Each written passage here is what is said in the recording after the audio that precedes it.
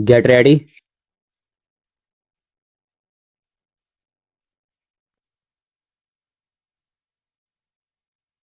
Start. Sir, this entire discussion has been initiated by the finance minister. He feels somewhat optimistic about the economic situation.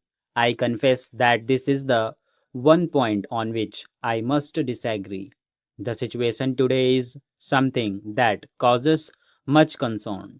There is rising unemployment. The prices are also rising. Finance minister feels that there is justification for viewing the situation hopefully because he thinks that the infrastructure are performing very well. I do not understand on what basis he has come to this conclusion. He says that the power generation is more satisfactory than last year.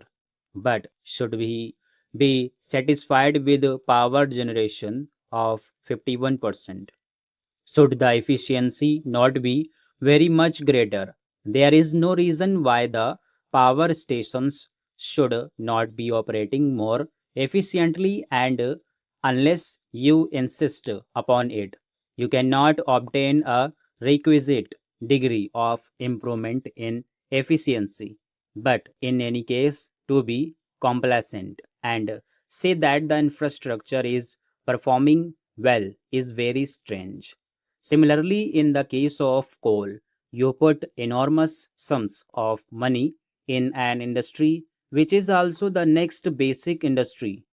The results are unsatisfactory. The production remains as unsatisfactory as ever, while the costs are increasing. When he says the price situation is under control, I do not know on what basis the price situation is said to be under control. I am sorry that he places too much reliance upon statistics. The interpretation of statistics is important, and they are capable of being manipulated in any manner as one would like in order to produce conclusion that one desires. Statistics are undoubtedly unnecessary.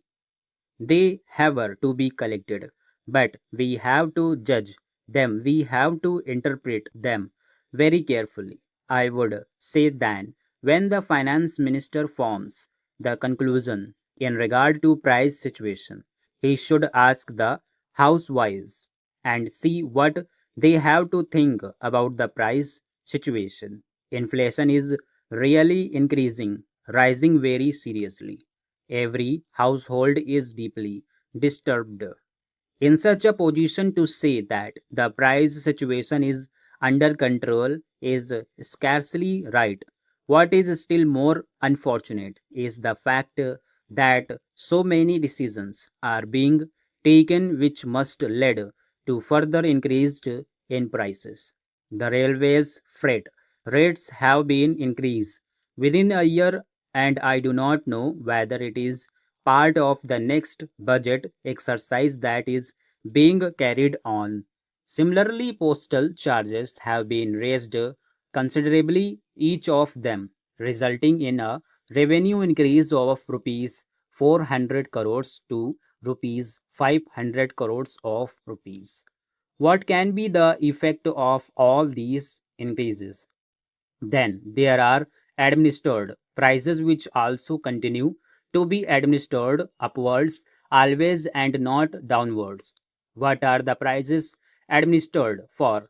In order to see the public sector enterprises produce revenues and increase budgetary revenues, it is quite clear that every step that is being taken like this must result in increase in prices. Further, Mr. Finance Minister says that the tax revenues continue to display buoyancy.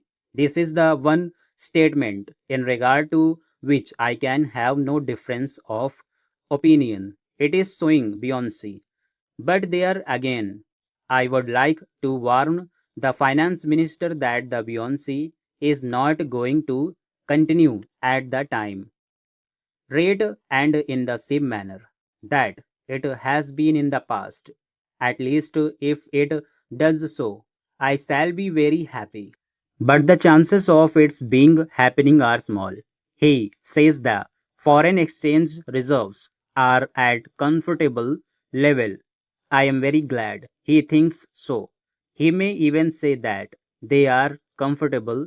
If they are at comfortable level, then there is certainly going to be greater drain upon it because steps being taken to stimulate exports further and so on and so forth.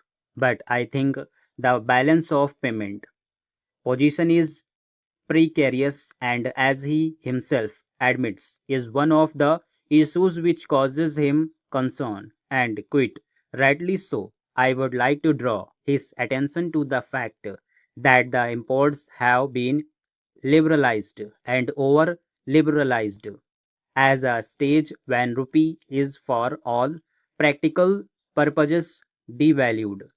Imports, therefore, must cost very much more and increase the claim on limited foreign exchange reserves.